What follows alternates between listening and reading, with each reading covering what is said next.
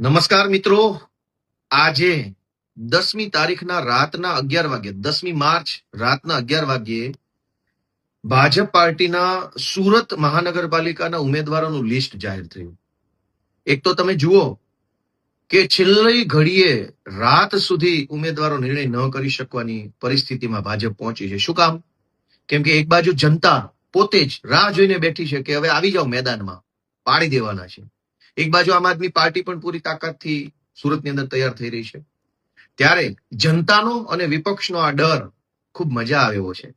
અને એમાંય સૌથી નોંધપાત્ર બાબત, સુરત મહાનગરપાલિકાના તમામ વોર્ડનું લિસ્ટ ભાજપે રાતના 11 વાગે બહાર પાડ્યું, પણ વોર્ડ નંબર 4 નું એમાં કોઈ નામ જ નથી. વોર્ડ નંબર 4 આખાનો હજુ ઉમેદવારો બહાર નથી પાડ્યા.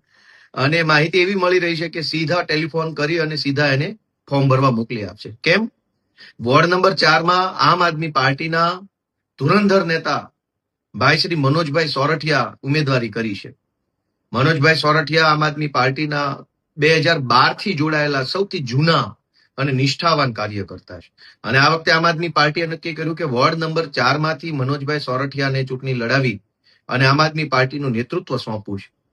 તો અત્યારે ભાજપની જે યાદી બહાર પડી છે, એ યાદીમાં સુરતના તમામ વોર્ડ ના ઉમેદવારોનું લિસ્ટ છે, પણ 4 નંબરના ઉમેદવારોનું કોઈ લિસ્ટ જ નથી. એટલે રાતના 11 વાગે જે મજા આવે છે આ જોવાની, કે વિશ્વની કહેવાતી સૌથી મોટી ટેન્ડર બેચ પાર્ટી, જેટલા ટેન્ડર મળે એટલા લઈ લેવાના, કટકી કરવાની. અને ટેન્ડર બેચ પાર્ટીની સુરતની અંદર, વરાછાની અંદર જે હાલત થઈ છે, એ જોતા એવું લાગે છે કે જનતા જાગૃત થઈ ચૂકી છે. વોર્ડ નંબર 4 ની અંદર મનોજભાઈ સોરઠિયાએ ઉમેદવારી કરી છે. મને પૂરો વિશ્વાસ છે કે આ વખતે સુરતની અંદર બહુ મોટી ક્રાંતિ થવાની છે, ઝાડુ ચાલવાનું છે, અને સુરતથી ફરી એક વખત ગુજરાતભરની જનતાને હાશકારો થાય, ગુજરાતભરની જનતાને એક પોઝિટિવ વાઇબ્રેશન આવે એવું રિઝલ્ટ સુરતમાંથી આવવાનું છે. ઝાડુ ચાલવાનું છે, આમ આદમી પાર્ટી ચાલવાની છે. જય જય ગરવી ગુજરાત.